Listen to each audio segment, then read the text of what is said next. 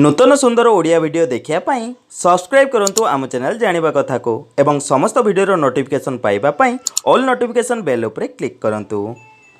बंधुगण आमे समस्ते जानती जे कान हेउची आम शरीरर एक मुख्य अंग जहा द्वारा आमे सब सुनी पारू।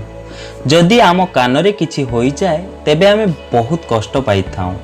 सबु बेले आम कान खोला होई रही थाए जहा द्वारा धूली माटी पसी जाए जहाको आमे काढी थाउ।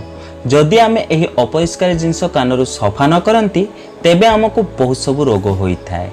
रोग हेले आमको डाक्तरंक परामर्श नेबा आवश्यक। तेबे आज आमे एही विषय रे आलोचना करिबा जे जदि कान रे कोनोसी पोक पसी जाए तेबे संगे संगे किछि उपाय करि नेबा आवश्यक। पोक न बाहरिले डाक्तरंकु देखै औषध खाइबा दरकार।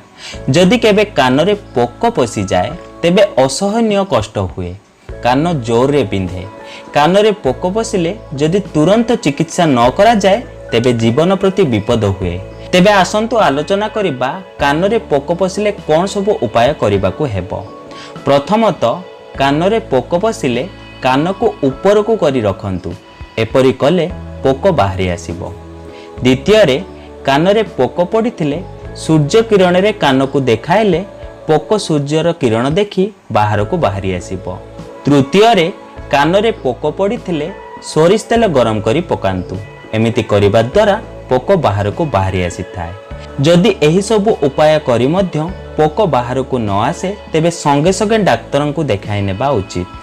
जदि भिडियोटी किछि जानिबा को पाइले ताले कमेंट करी निहाती जणांतु एवं भिडियोटी को लाइक और निज प्रियजन मानक सह शेयर करिबा को जमारी भी भूलंतु नाही। तेबे बंधुगण आज पई एतिकी पुणी देखा हबो नूतन सुंदर अध्याय सह। धन्यवाद।